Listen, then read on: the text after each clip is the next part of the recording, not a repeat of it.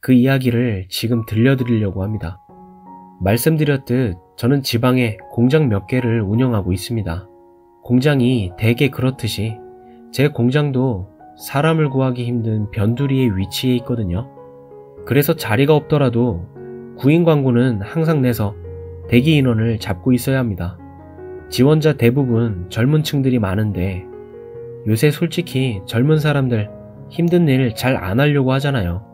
그래서 언제 일하다 도망갈지 몰라서 일할 사람을 대기시켜 놓는 거였고요. 그래도 모자랍니다. 대기를 걸어 놓은 사람마저도 그새를 못 참고 다른 곳에 취직을 해버리니까 말이에요. 월급을 더 많이 올려도 봤어요. 그렇지만 올려줘도 어느 정도껏 올려야 기존에 일하던 사람이 기분이 안 나쁘죠. 사람 쓰는 것만큼 힘든 일이 또 있을까 싶네요. 제가 힘내서 이제껏 열심히 공장을 운영해 온 건 사업 수완이 좋기도 했지만 나름 사연이 있어서였어요. 저는 어린 나이에 부모한테 버림당하고 고아원에서 커왔거든요. 넉넉하지 못한 현실에 부모님 두 분은 제가 보는 데서도 피 터지게 싸우셨고 결국은 서로 양육권을 놓고 떠밀다 고아원까지 가게 된 거죠. 현재 저도 부모가 된 입장에서 돌이켜보면 아직도 저희 부모님들이 이해가 되지는 않네요. 물론 각자 사정은 있겠지만 경제적인 이유로 아들 하나를 못 길러 온다는 것은 참으로 바보같이 느껴졌거든요. 그런 부모님들이 제 입장에선 용서가 되진 않았습니다. 저는 생사도 모른 채 지금까지 살아왔던 거고요. 그렇게 고아원에서 크다가 지금 위치에서 공장을 하시던 양 부모에게 입양을 오게 된 거예요. 자식이 없던 그분들은 처음에 별 입양 생각 없이 고아원을 방문하셨다가 자기 어린 시절 모습과 제가 똑같이 생겼다고 말씀하시면서 입양을 결정하셨다고 하더라고요. 양부모님께서는 당시 신발 공장을 자그맣게 해오셨는데 딱히 저에게 공부하란 말씀이 없으셨어요. 그래서 입양 후에 양부모님들을 따라 일을 도와왔죠. 그러자 IMF로 공장이 문 닫게 되고 양부모마저도 생활고에 시달리게 되어 방에 연탄을 피워놓고선 돌아가셨어요. 돌아가시기 전 양아버지께서 유서를 남기셨는데 아무리 힘들어도 자기같이 극단적인 선택은 하지 말라고 말씀하시면서 공장은 절대 다른 사람한테 넘겨주지 말고 자기들이 죽으면 꼭 화장해서 공장 뒤편에 있는 큰 감나무 밑에 유골을 묻어달라고 남기셨어요. 저는 아버지의 유언대로 감나무에 묻어드리고 싶었지만 공장 자체가 이미 다른 사람에게 넘어간 상태라 얼씬도 하지 못했었죠. 그래서 할 수 없이 돌아가시기 전 남겨주신 10만원으로 반지 앞방에 몇 년 모셨다가 제 생활이 좀 나아졌을 때 제가 사는 곳 근처 낙골당에 안치를 시켜드렸습니다. 돌아가신 후에 제가 처음 한 일은 반도체 설비나 큰 설비들을 용접하는 일을 했었는데 당시 반도체가 절정의 호황기를 맞는 바람에 돈을 많이 벌게 됐어요. 그래서 지금의 공장을 다시 찾게 되고 나서부터 사업을 확장시키게 된 거였죠. 그래서 서울에 큰 집도 얻어놨고 착한 아내를 만나 가정도 꾸렸습니다. 젊었을 땐 정말 일밖에 모르던 저였고 결혼했을 땐 오로지 가족들만 보고 일했어요. 서울과 지방으로 가며 일을 하다가 그마저도 공장이 바빠져서 어쩔 수 없이 지방에 따로 집을 얻기로 아내와 상의를 했었고요. 그렇게 바쁘다 보니 자연스레 자식 교육에는 제가 신경을 쓸 수 없게 됐어요. 제가 고아로 커서 그런지 어릴 때 부모 없는 서러움이 컸거든요. 그래서 한 살이라도 더 젊었을 때 얼른 경제적으로 독립하길 바랬습니다. 나중엔 돈 걱정 없이 가족들이랑 펑펑 쓰며 놀러다니는 게 꿈이었거든요. 제가 자식한테 해줄 수 있는 건 열심히 돈 벌어서 잘 가르치는 일 밖에 없더라고요. 그래서 유학이며 과외며 죄다 시키다가 딸이 대학 다닐 땐 남한테 무시당하지 말라고 번듯한 빌라 전세도 해주고 차도 하나 뽑아줬었죠. 아마 지들 사이에선 그게 자랑거리가 될 수도 있었겠지만 제 입장에선 그게 제가 할 수 있는 최대한의 노력이었던 거죠. 그런데 풍족하게 해준 것이 화근이었나봐요. 애를 망치는 지름길이 된 것 같더라고요. 저는 그때 상상도 못했었거든요. 제가 옆에서 신경을 잘 못 써서 그런지 중학교 때부터 딸은 제가 챙겨주는 게 당연한 듯이 생각을 했고 결국 서울에 있는 대학도 가기 힘든 성적이 나와버렸어요. 그래도 양심은 있었는지 어깨가 축 처져서는 제 공장에 와서는 미안하다고 하더라고요. 그 모습을 보고 나니 괜히 뭐라 하기에도 뭐하더군요. 그래서 사람이 공부가 전부가 아니라며 응원을 해줬습니다. 그러면서 남들한테 꿀리지 말라고 차도 사줬던 거고요. 그때부턴 공부라는 게 안 되는 사람은 안 되는 거라고 그냥 편하게 생각했습니다. 아내는 계속 속상해했지만 그게 어디 부모 마음대로 되는 일이냐고 하면서 제가 너무 마음 쓰지 말라고 아내에게 말했어요. 결국 그렇게 딸은 지방에 있는 4년제 대학을 졸업하게 되었고 취직 자리를 알아볼 때였어요. 그런데 딸이 중소기업은 쪽팔려서 가기 싫고 대기업은 번번이 낙방만 해서 몇 년을 취업 준비만 하다 마냥 집에서 놀고 있었어요.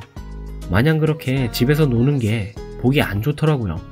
그래서 결국 제 공장으로 딸을 부르게 됐습니다. 매번 사람 구하는 일 때문에 골머리 썩었는데 나름 잘 됐다라고 생각하고 있었어요. 그런데 제 딸은 오자마자 짜증부터 냈습니다.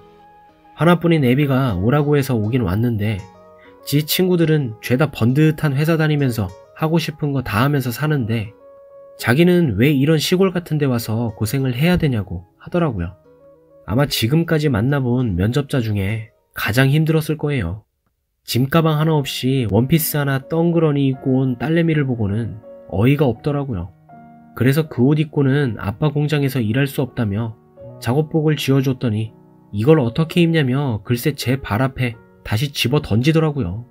어이가 없었습니다. 딸이 그동안 제가 어떻게 일하고 온지 봐온 적이 없어서 환경을 좀 보여주면 정신 차릴까 해서 오라고 한 거거든요. 어느 아빠가 딸내미 고생시키려고 자기 공장에 취직을 시킬까요? 물려줄래도 저도 공장은 물려주기 싫었거든요. 작업복을 저한테 집어던지는 꼴을 보고선 저도 모르게 성질이 났습니다. 그래도 나름 사장인데 부하 직원들 보는 앞에서 그런 꼴을 당하니 자존심도 상했고요. 화가 좀 누그러들자 딸이 지낼 숙소를 보여줬어요. 숙소를 보고선 또 한바탕 했고요. 아빠 집이 번듯이 있는데 왜 자기가 이런 냄새나는 숙소 생활을 해야 하냐고요. 결국 그렇게 한바탕 하고선 제가 사준 차를 타고 서울에서 공장까지 출퇴근을 하기로 했죠. 그러던 어느 날 공장 원자재 수급이 좀 늦어져서 업체 미팅 좀 하려고 임원진들과 지방 출장을 일주일 정도 갔었거든요. 그때 일이 벌어졌습니다. 공장장한테 전화가 오더니 난데없이 직원들이 다 그만둔다고 하면서 총 파업에 돌입을 했다고 합니다. 지금까지 상황이 안 좋아도 연봉 동결 한 번 없었고 가족같이 열심히 일하던 직원들인데 왜 갑자기 파업한다고 하냐고 물어보니 공장장은 전화로 말씀드리긴 그렇고 카톡으로 자료를 보내준다길래 봤습니다. 아주 기겁을 했죠. 저희 공장에는 2개의 협력업체가 들어와 일을 하고 있었는데 한 개 업체는 외국인으로만 구성된 팀이었거든요. 그런데 딸이 청소해주는 아주머니를 비롯해 식당 아주머니에게 위생 상태에 대해 잔소리를 한 것도 모자라 냄새나니까 니네 나라로 돌아가라고 소리를 질렀다는 겁니다. 사람을 자르라는 둥, 관리를 이따구로 하냐는 둥, 딸이 공장장에게 보낸 카톡을 보고는 눈알이 돌아가더라고요. 창피하기 그지없었습니다. 지 애비가 사장이니 지도 사장이라고 생각을 한 건지 이래라 저래라 하는 꼴이 아주 미치겠더군요. 이제 대학 갓 졸업한 꼬마가 지 삼촌뻘, 아빠뻘 되는 사람들한테 냄새가 난다뇨. 그렇게 공장장 메시지만 보다가 다른 사람이 찍어 올린 영상을 봤는데 그걸 보곤 저는 다시 공장으로 차를 돌렸습니다. 동영상을 보니 처음엔 공장장도 좋게 좋게 얘기를 하더라고요. 아가씨, 저 여기 일하러 오신 분들 다들 사장님 처음 시작하실 때 같이 해오시던 분들인데 사장님 체면을 보시더라도 욕은 좀 그만하셨으면 좋겠습니다. 그렇게 말을 하자 다짜고짜 딸내미가 공장장 따귀를 올려붙이며 욕설을 하더라고요. 공장 안에는 이미 난리가 났고요. 딸은 공장장을 발로 걷어찼고 연장을 집어던지려고 하니 여러 사람이 말리는 모습이었습니다. 말리는 사람들에게 어딜 만지냐며 딸이 소리를 질렀고요. 영상을 보고 있자니 어디 쥐구멍이라도 들어가고 싶은 심정이었습니다. 저와 함께 공장의 모든 관리를 같이 해왔던 공장장이었는데 제 망나니 딸에게 말 한마디 제대로 못하고 맞고만 있는 공장장을 보니 정말 성질이 뻗칠 대로 뻗쳤습니다. 상황이 그렇게 되자 혼자 출근한 공장장은 돌아오지 않는 직원들을 보고 걱정이 돼서 저한테 연락을 했다고 하더라고요. 저도 걱정이 됐습니다. 상황은 이렇지만 현재 수주받은 물량도 많을 뿐더러 원자재 수급이 안 돼서 곤란했는데 지금 인원으로 겨우 납기를 맞출 수 있을 것 같아 서둘러 원자재 업체를 방문했던 거였어요. 납기를 맞추지 못하면 20억 위약금을 원청에 배상해야 되는 계약 조항이 있었거든요. 큰 계약을 따낸 그날 기뻐서 직원들과 회식하며 즐겁게 보낸 시간들이 주마등처럼 스쳐 지나갔습니다. 공장으로 다시 올라가며 딸한테 전화를 걸을 수밖에 없었죠. 딸은 서울 집으로 올라가고 있는 중이었고 저는 안성 휴게소에서 딸을 만났습니다. 만나자마자 영상을 보여주며 사실이냐 물으니 이 장면만 봐서 그렇지 끝까지 잘못은 자기가 안 했다고 하는 겁니다. 공장에 있는 사람들이 자기를 만지고 이상한 사람 보듯 쳐다봤다며 자꾸 말도 안 되는 핑계를 대길래 그날 처음으로 딸의 뺨때기를 때렸습니다. 그랬더니 왜 평생 같이 살아온 가족을 안 믿고 공장장 말을 믿냐고 울면서 말하더군요. 그리고 다시 물었습니다. 평생을 같이 살아왔다고? 너는 날 아빠로 생각하기는 해왔니 여지껏? 너가 태어나기 전부터 공장 식구들은 아빠를 도와 일을 해줬어. 따지고 보면 공장 식구들 덕택에 널 키워온 거나 다름이 없다고. 그런 분들에게 네가 지금 무슨 짓을 저지른지 알기나 해? 아빠한테 맞은 게 억울해? 아빤 너가 맞은 것보다 더 심하게 너에게 실망을 했다. 저는 진심으로 딸에게 말했습니다. 그러자 딸은 이 공장도 나중엔 어차피 내 거 아니냐면서 소리를 지르더군요. 더 이상 말을 하기 싫었습니다. 이 공장이 어떤 공장인지도 모르면서 뚫린 입으로 떠드는 딸내미 꼬라지를 보자니 욕도 아깝더군요. 그러자 딸은 자기 따귀를 때린 저도 밉고 같이 있던 제 임원진들에게 욕설을 퍼붓더군요. 더 이상 정상적인 방법으로는 딸이 바뀔 것 같지 않았습니다. 그래서 좀 치사한 방법이라도 이 방법밖엔 없더군요. 차로 돌아가려던 딸 뒤통수에 대고 아내와 큰 소리로 통화를 했습니다. 지금 딸내미 집에 갈 테니까 문 걸어 잠그고 절대 들여보내지 말라고 했어요. 그리곤 딸내미 차키를 뺏었죠. 그러더니 울며불며 아주 난리가 났어요. 이제 앞으로 너 힘으로 살아. 그동안 배 안 굶고 키워준 은혜 갚으라곤 얘기 안 할 테니까 어디 너 마음대로 하고 살아봐. 엄마랑은 네 입으로 직접 얘기해서 집안에 들어가고 짐가방 챙겨서 일주일 만에 1구에서 집 비워라. 만일 아빠가 이번 주 올라갔을 때 네 흔적이 보이면 네 물건은 물론이고 너도 내다 버릴 거니까 그렇게 알아. 지금 너 때문에 아빠 사업장은 물론이고 공장에서 일하던 300명의 가족들이 길거리에 나앉게 생겼어. 이미 사과 한마디로 갚을 수 있는 상태가 아니게 됐다 이 말이야. 책임지라고 안 할 테니까 앞으로 아빠 눈에서 당분간 사라져. 내가 찾을 때까지 절대 나를 찾지 말아라. 그렇게 얘기를 해도 우는 딸 입에선 사과 한마디 안 나오더군요. 자기가 뭘 잘못했는지도 모르고 있더라고요. 동물원 원숭이를 데려다가 얘기를 해도 그거보단 낫겠더군요. 딸아이에게 말한 건 거짓말 하나 보탠 게 없었습니다. 그 뒤로 저는 망나니 같은 딸 하나 때문에 출근하지 않았던 직원들에게 일일이 사과하며 연락을 했습니다. 그동안에 제 얼굴을 봐서라도 딸아이를 용서해달라고 했고요. 정말 다행인 것은 몸이 아파 빠진 사람 빼곤 그 다음날 다시 전부 출근을 했더라고요. 저는 너무 감사하다며 말했더니 그간 가족같이 보듬어 주신 은혜를 자기들이 어떻게 잊냐며 야근을 해서라도 무조건 납기를 마치겠다고 하는 직원들을 보니 얼마나 눈물이 나던지요. 그리고 임원진에겐 무슨 수를 써서라도 원자재를 수급해야 한다고 일러두고선 저는 원청업체를 찾아 사정사정해야 했습니다. 그런데 사업이라는 게 어디 정으로 해결이 되나요? 납기를 연기하는 건 말도 안 됐고 애초에 원청을 찾아 사정하는 것 자체가 무례한 일이었죠. 결국 수많은 사람들의 노력에도 불구하고 원자재 입고가 지연되는 바람에 납기를 맞추지 못하게 됐죠. 20억을 무슨 수로 갚나 생각해봤더니 방법이 없더라고요. 서울에 있는 집과 지방에 있는 공장과 집 모두 팔아도 10억이 안 됐어요. 딸이 정말 원망스러웠습니다. 직원들이 하나같이 사장님 잘 될 거라면서 너무 신경 쓰지 말라면서 자기들 이번 달 임금은 안 받아도 된다며 도움이 되셨으면 좋겠다고 봉투를 모아서 저한테 주길래 퇴직금도 못 챙겨주는데 내가 이걸 어찌 받냐면서 돌려주기도 했습니다. 평생을 함께 온 가족들에게 미안하기만 했는데 그 돈을 어떻게 받겠나요?